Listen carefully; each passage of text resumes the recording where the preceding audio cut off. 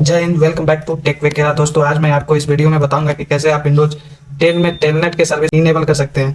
Telnet का service हम तब इनेबल करते हैं जब हम अपने नेटवर्क में अपने स्विच और राउटर को टेलनेट के थ्रू अपने पीसी पे एक्सेस करना चाहते हैं। तो टेलनेट को इनेबल करने के लिए आपको जाना पड़ेगा कंट्रोल पैनल में। इसको हम लार्ज आइकन पे सेट कर लेते हैं और आपको जाना है कंट्रोल पैनल के अंदर प्रोग्राम एंड फीचर में। प्रोग्राम एंड फीचर में आपको लेफ्ट साइड कॉर्नर पे ऑप्शन मिलेगा टर्न ऑन विंडोज फीचर। इसको ओपन करेंगे और इसमें हम नीचे जाएंगे। यहाँ पे आपको एसएमबी डायरेक्ट के नीचे एक ऑप्शन दिख रहा है टेलनेट क्लाइंट का, इस पे हम चेक मार्क कर देंगे और ओके पे क्लिक कर देंगे। ये हमारा टेलनेट का फीचर इनेबल होना स्टार्ट हो गया और हमारा टेलनेट का फीचर इनेबल हो गया। अब हम अपने स्विच या राउटर को अपने सिस्टम पे टेलनेट के थ्रू एक्सेस कर सकते हैं, लेकिन इसके लिए आपके स्विच या राउटर पे भी टेलनेट की सर्विस इनेबल होना चाहिए।